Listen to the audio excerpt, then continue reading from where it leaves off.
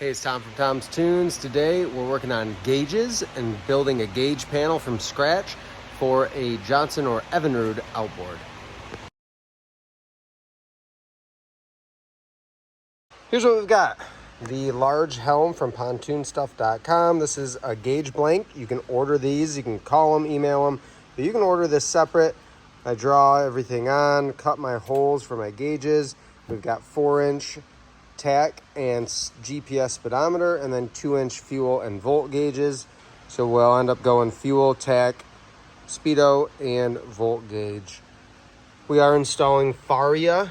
I just happen to like these. Faria is a great name in the marine industry, but I like this style. It's the Chesapeake, and they are available. It's a chrome bezel. They're available with a black back as well, so keep that in mind. But that's what we're installing here, and we've got a good little gathering of 16 gauge tinned copper wire connectors, my crimping tool. We'll need some deep well sockets, but we're gonna go ahead and get our gauges dropped in here, and then I'll show you how we're gonna attach our wires and get them installed. When I'm doing this, I go ahead and I open up each gauge, and each gauge is gonna have a hardware kit with it.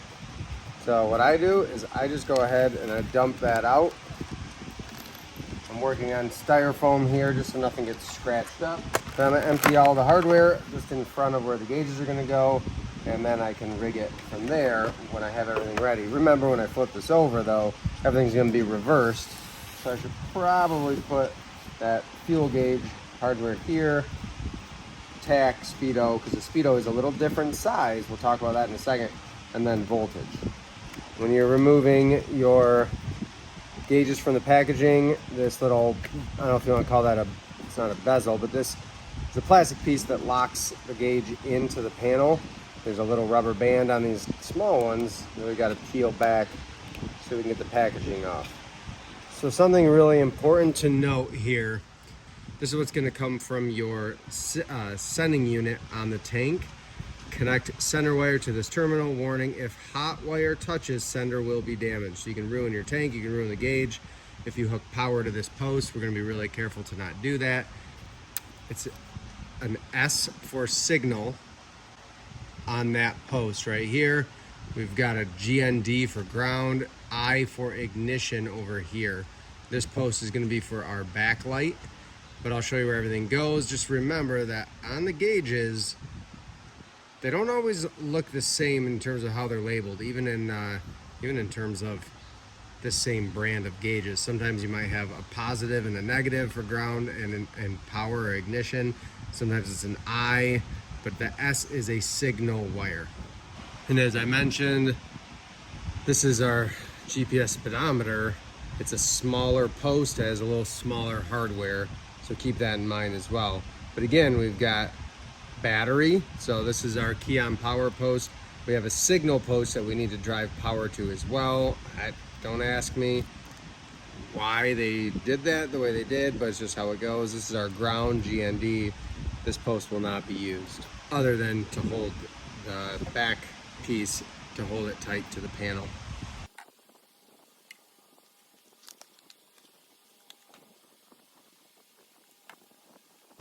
Here's a good example of that goofiness. We have a positive over here for key on power or ignition wire, and then we have a G for ground. Why it's not all the same on every gauge, we'll never know. We got everything set out. We're gonna flip this over and we're gonna insert our gauges.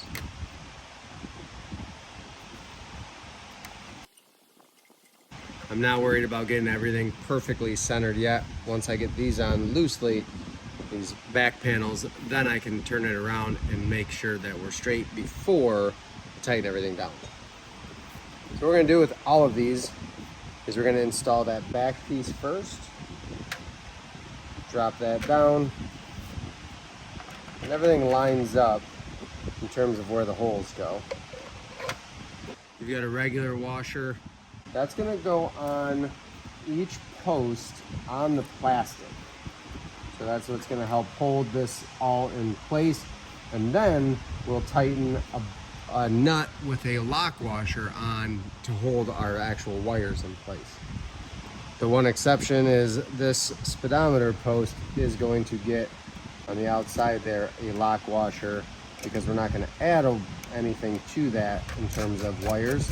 It's just to help hold this in place. So we'll go ahead and just get that one started now. And for the ground here, we're not going to get a washer. We're just going to tighten the nut down, and then we'll squeeze everything together with a lock washer and a nut once the wire is on. So I'm going to go ahead and just hand tighten these, just get them started on each of our gauges.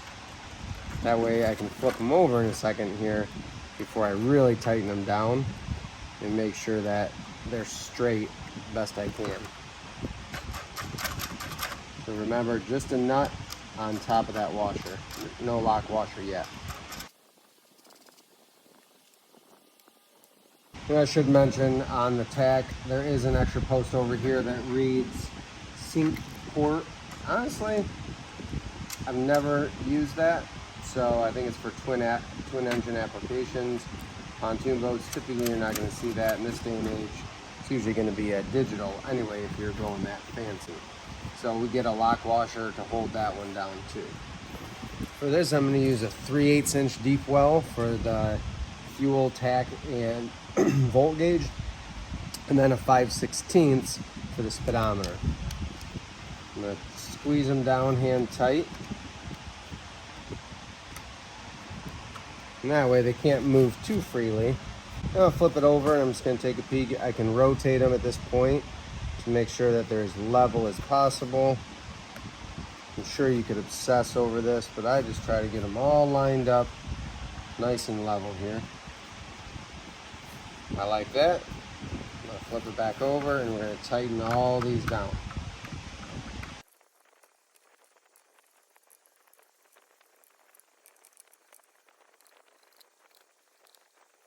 Double check that, looks good. Where I like to start with this is taking that harness that I took out of the old console. It's going to plug and play with my ignition harness that I reused for the motor. Remember, this is totally separate. When I mention ignition harness and gauge harness, it has nothing to do with your accessory wiring harness, the one that we love to install. That's from pontoonstuff.com. That harness is just for your lighting and accessories. Yes, you could tie that in here to turn your backlights on with your navigation lights. However, we're going to keep it simple. You're going to see me wire this so that your backlights are always powered when the key is turned to the on position. That's typically how they come from the factory. That's how we're going to do it here. We're going to give these a little trim, and I'm going to strip back just a little bit on each of these wires.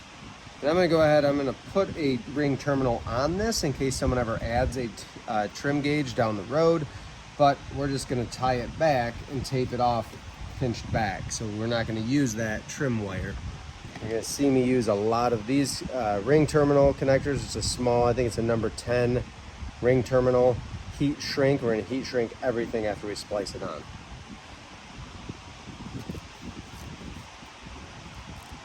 And we do have these as part of our heat shrink kit on our website, toons.com.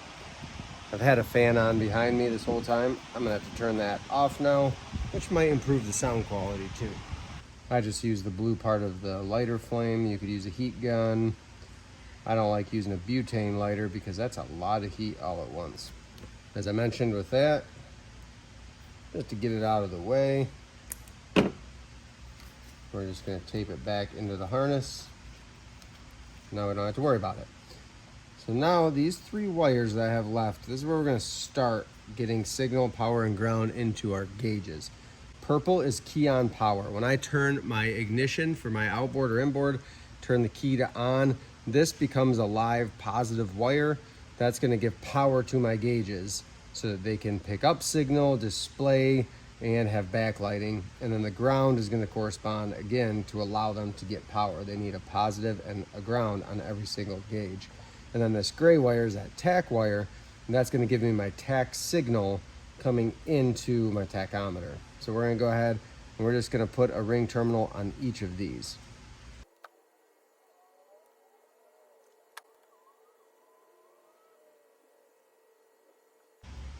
because I am bringing in these wires from the ignition harness and I have a tack wire included, I'm just going to use the tack as, we'll call it my home base. That's where all of my power and ground are going to come in, and then we're going to jump that across to the rest of the gauges. I could bring this in and I could hook my power and ground to one gauge over here and then my tack signal over here, but for keeping things nice and clean, if we just hook it all to the tack, everything coming in goes here, and then we can just run across our other gauges.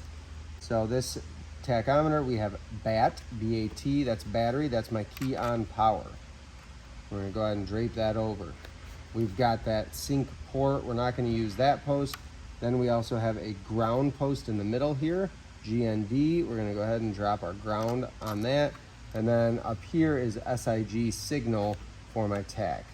Drop that gray wire on the signal post. We're all done with the signal post, so let's go ahead and put our lock washer and nut on there. And we're just gonna tighten that right down.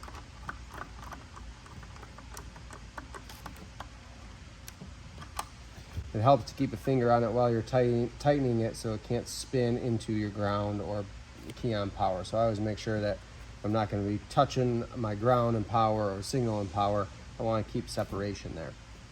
We're gonna leave these without a nut on for now. We're just gonna leave them draped on there. So we've got our power ground coming in here. Now my job is to jump my key on power across to my fuel gauge as well as my speedometer and my volt gauge. So let's go ahead. We're gonna build ourselves, not a right and wrong way to do this necessarily, as long as I get power to each one. I could make a whole bunch of jumpers right off of this that go from here across each one individual. If that's what you want to do, that's totally fine. Or I can combine two purple wires. So I've got purple wire. I could take two of these into a larger ring terminal, and I can use that to make two leads to jump across, or even three to get to all of my wires. So that's totally up to you. Again, not a right and wrong way to do it necessarily. You just got to make sure you get power and ground to each of your gauges in the corresponding spot. This is pretty heavy 16 gauge wire. When I add two of them together, I have to go to that yellow, 10, 12 gauge splice. It's okay. Sometimes if it's a little thinner, like what comes from the factory, I could just combine those together and that would become enough to fit into one of those 14, 16 gauge. What I'm gonna do is I'm gonna put this to a ring terminal with another purple wire that's gonna come over and jump to my speedometer. So my little trick when I'm bringing two wires together into the same splice is I make a Y with both wires. I put them together. I twist two legs together, then the other two together, and then I twist everything together. I like to add a little bit of tape here just to help hold them tight. Can't hurt. And then we're gonna go ahead and put that ring terminal on.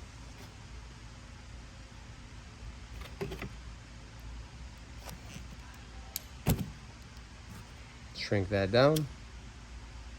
And now I can run that on top of my key on power. This is ready to be tightened down because from here, I'm running my power out. I can piggyback that across, and then I'll piggyback my, we'll talk about it in a second, but my backlights as well. So we're all done with this tachometer post for key on power or ignition power supply. We need to jump that key on power over to our fuel gauge. That's gonna go on the I post, so the far one over here. Got plenty to reach.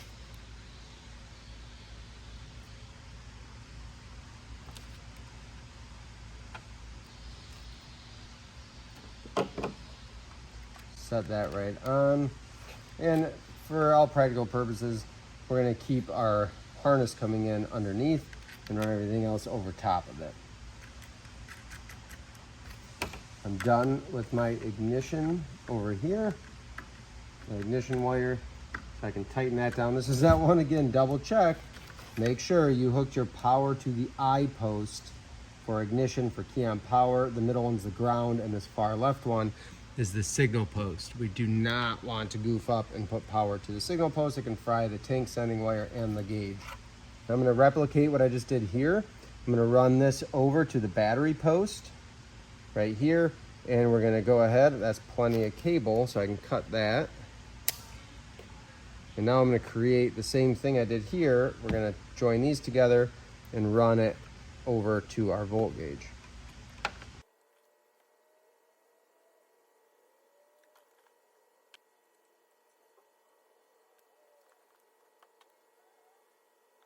I'm going to run this across to that battery post, and then I can run, we have, remember, that positive sign over here and a G for ground for my volt gauge.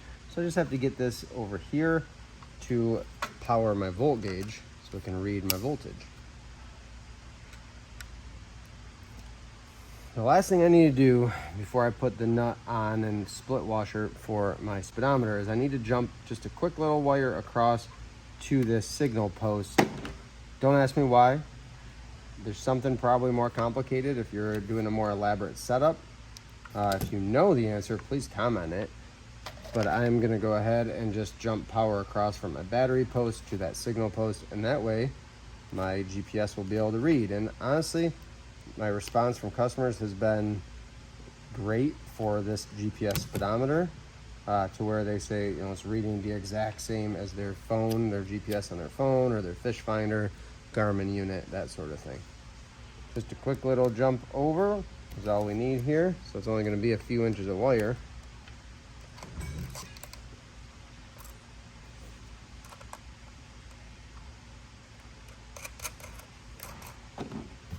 That's going to wrap up my key-on power wires for my speedometer. So I'm going to tighten those down snug. I still have my washer and nut off of my volt gauge because this is where I'm going to start my jumping to these spade posts, spade terminals for this backlight. So each one has a bulb in it for a backlight. The ground is connected to the ground post. There's a plate underneath there. The power has to be supplied to this spade terminal. The colored wire for that is a blue.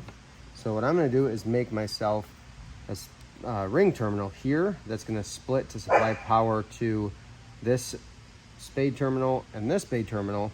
And when we get to this spade terminal, it's going to jump across. We'll combine a wire with that one to here and do the same all the way over to my fuel gauge. I'll show you what that looks like in just a second here.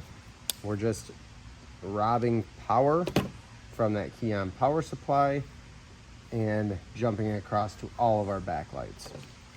Now we're going to switch over to a female spade terminal on the wire side.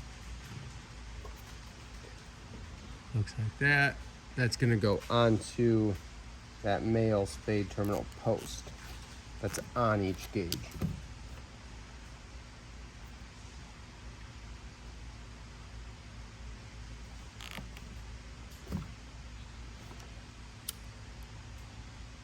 Again, here's how this works.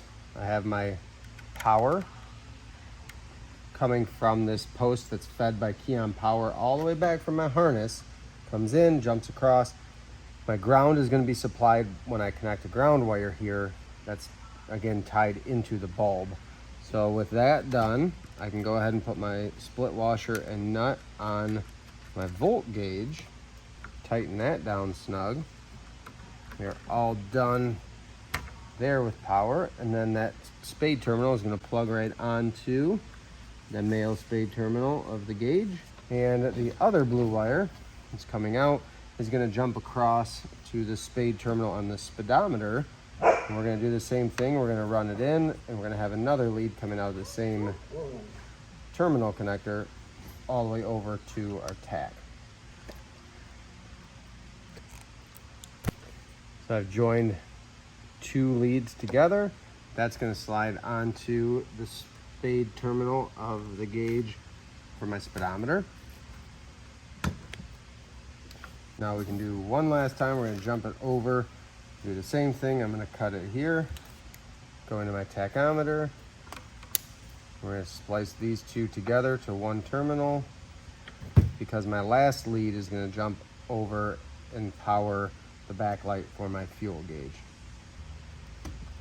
I've plugged that onto the back of my tachometer. And then one more time, we're gonna run it across to the fuel gauge. This time I'll go back down to a 1416 female spade terminal because that's the last one. Plug that onto the fuel gauge post for the backlight.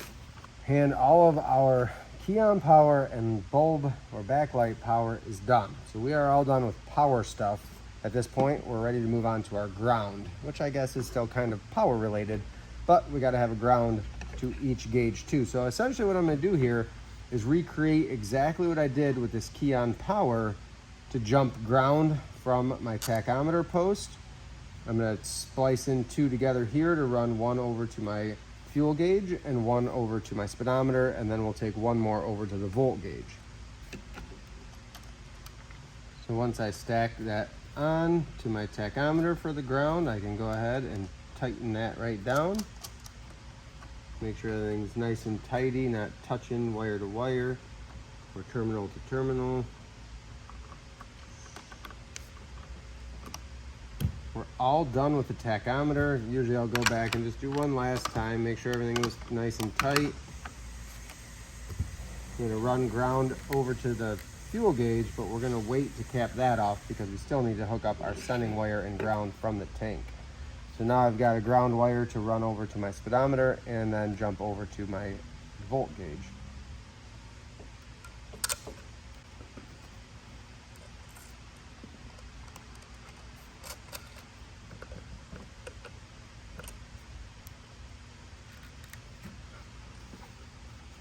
With that last ground run across for my volt gauge, I can tighten that down and wrap that one up too. My speedometers, everything's tight on here. One last double check. So everything's done on my tach, speedometer, and volt gauge. My one last thing to do here now is to supply ground and sending for my fuel. On your fuel, typically you're gonna have a pink wire. That's gonna be your sending wire for your fuel tank. If you're redoing this, finding a pink wire, 2-in-1, stranded tinned copper is really, I haven't found one. If you find that bundle, let me know. So what I use is a red and black 2-in-1 tinned copper wire, 16 gauge, and we run that to our fuel gauge. The red will be my signal wire, sending wire, and that will plug into the sending wire, signal wire at the tank. And then my black will be my ground. And what I do is I just label. I have painter's tape, blue tape with a Sharpie, and I write fuel on it in a couple spots so that you know what it is and you can't confuse it. So what I'm gonna do here is I'm just gonna make a lead similar to what I've got here. I'm gonna join it in with this connection, this harness, and that way when I run my fuel sending wire and ground from the tank to the console, I can splice it in there. Keep in mind, if you don't have a quick plug like this, a lot of older motors, you might just have wires that are cut and spliced. If it's a Mercury, it's gonna look different. So keep that in mind. The connection can always be different, but I could have just cut this right here and done butt splices, connects to make this tie into an ignition harness that's coming from the motor. So again, this is Anchor Marine grade 2-in-1. We'll cut this back. This will be the side that we're gonna hook to the wires I'm gonna run from my sending unit off the tank itself. So I'm just gonna put heat shrink butt splices on these so that it's easy and ready to go when I run my wire from the tank. If you already had a harness and you're reusing your accessory harness and it's got that pink wire, you could just run that right up to the gauge. All depends on what your boat looked like coming from the factory, or if it's been redone before, what somebody ran for wire. And right here, we're gonna write fuel on both sides. This is helpful to me when I'm running a bunch of wire under the helm. It's also helpful to anyone who's working on this in the future. Keep in mind, this is gonna run right in with my harness for the gauges, and then I'm gonna go ahead and put ring terminals on each of these. Again, red will correspond to that pink wire or the sending signal wire from the tank. Black is a ground. This is how I was taught to run the wires from a tank. in terms of run that ground that's connected to the tank. It's right back there with the signal wire. Both are on the sending unit. The signal wire is on the center. We've got videos that cover that and how that works. But your signal wire is usually in the center of your sending unit. If you're working on an older boat, older sending unit that's removable, the newer ones are literally just actually a black and red wire, typically not even pink, coming out of the sending unit of the tank. So that float engages, no idea how it works because there's no power directly to the tank or anything, but that signals your level based on the float. So here we go. Signal is on the far left if you're looking at the back of the gauge. That was the one that had that red tag on it. I'm going to tie in my signal.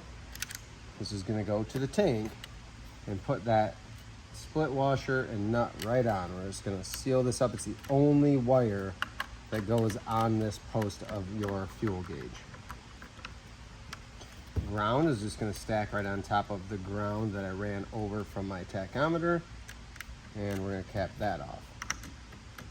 Check all my connections. We are good. So now the only other thing I'm going to do is just join these leads together so that it's nice and clean, and the wiring side of our gauge panel is complete. A super important thing on your tachometer. This is really important. This is a pole or pulse setting.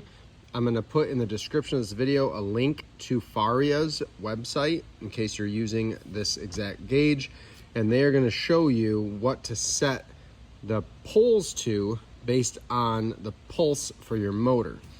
Not to confuse you there, but there is a correct setting. This has 1 through 6 on it. I need to look it up. This is I believe a 2005 Johnson 90 horse 2-cycle. It's going to be different potentially than a Johnson 90 horse 4-cycle of the same year. It's all based on how they run the pulses to set the poles. And that you just take a little flathead screwdriver, push in very gently, and then you can turn that dial to the correct setting. There it is in all its glory. I hope this video helped make this a little simpler in how each gauge works. If you look at each gauge, we know that each one needs power connected, ground connected, and then our signal wires connected. So that tach needed signal, fuel gauge needed signal, technically speedometer, GPS style needed signal. If you're running an older water pressure style, you won't have to jump power to a signal post. This is just for the GPS enabled from Faria. That is it. Let's go get it up on the boat, plug it in, and turn the key on. And with our quick connect right here plugged in, we turn our key to the on position. Looks like battery needs a good charge there, huh? Remember that our fuel gauge is not hooked up. Tachometer, GPS cycles through. It's going to rest at 5 until it picks up signal, which it won't in this building. And then volt, obviously, we need to charge this battery. It's been sitting since last year. So that is our setup here. Something you can add to your boat, recreate on your boat. Maybe you're using your old gauges and you want to just freshen things up with wiring, rework them into a new panel. Maybe you forgot how to put them back together when you took them out of your boat. Hopefully this video helps. Again, it's a mid-2000s 90 horsepower Johnson 2-cycle that we did, but these same rules apply for any Johnson Evinrude motor that you're hooking gauges to in terms of colored wires and how we're going to go about hooking things up. Thank you so much for watching.